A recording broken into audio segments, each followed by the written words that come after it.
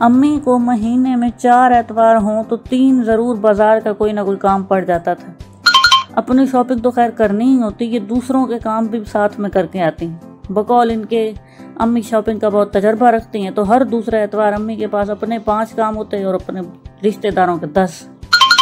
मुझे अक्सर व बेशतर इस अजीम काम में शरीक रखती, जो कि मुझे बड़ा खप वाला काम लगता है।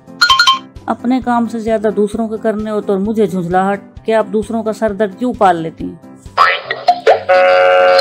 ज़्यादातर सर्दियों में अम्मी के साथ लंडे में खुआर होना पड़ता और गर्मियों में लॉन की सेल के गिर्द मुंडलाना होता।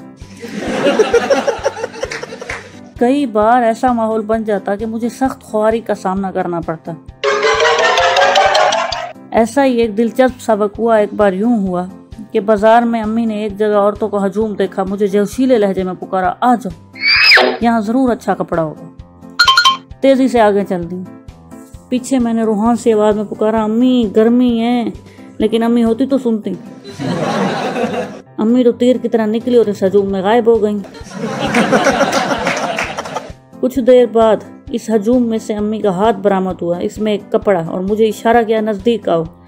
मैं मरते जीते नज़दीक हुई। अम्मी बोली, इस कपड़े को लपेट कर संभाल लो, और वापस गायब हो गई। अब मैंने इस कपड़े को खींचना शुरू किया। कपड़ा शायद किसी थान का था। मैं खींचती जा रही थी, कपड़ा बढ़ता आ रहा था।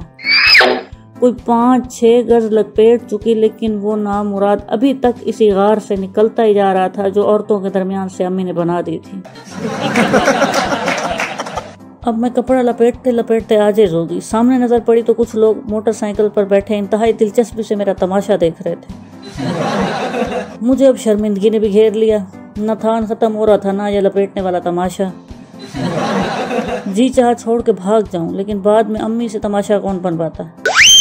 लिहाजा मैंने अब तेज़ी से लपेटा कि ये थान ख़त्म हो किसी तरह।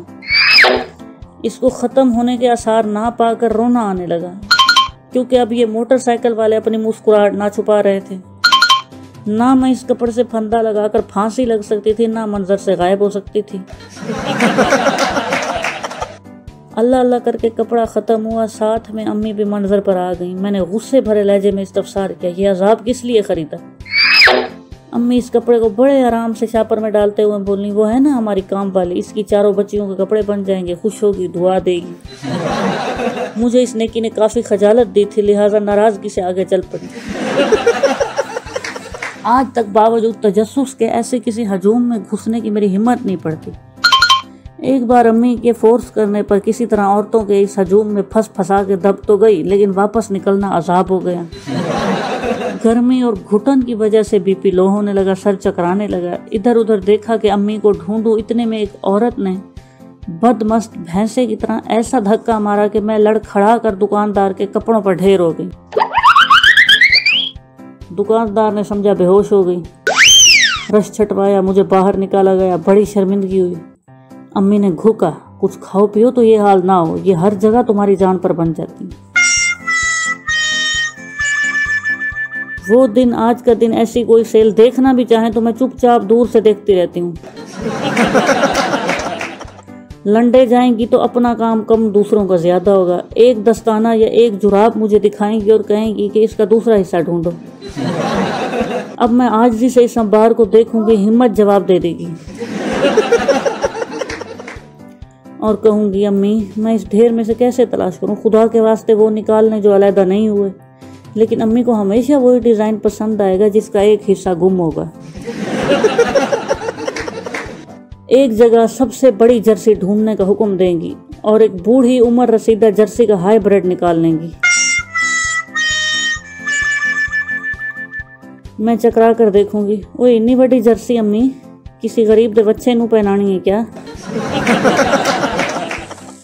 इत्मीनान से जवाब देती, नहीं, पोचा बड़ा अच्छा बनता है इन जर्सियों से। चंद चीज़ें ऐसी भी बाजार से ख़रीद लेंगी जो गैर ज़रूरी होंगी, जैसा कि एक सेट, शीशे का सेट लिया। इसमें मुख्तलिफ छोटी छोटी खूबसूरत डब्बियाँ थीं, चटनियाँ और नमकदानियाँ रखने को थी गालिबन। वो इतना खूबसूरत थी कि मुझे पूरा यकीन था कि अम्मी ये हमारे इस्तेमाल में कभी नहीं लाने देंगी। और हुआ भी वही। आज तक वो अम्मी के शोकेस में डिस्प्ले पर पड़ा है। तब पता चला हमारे यहाँ खूबसूरत नफीस बर्तन सिर्फ शो पीस होते हैं, डिस्प्ले पर रखने के लिए।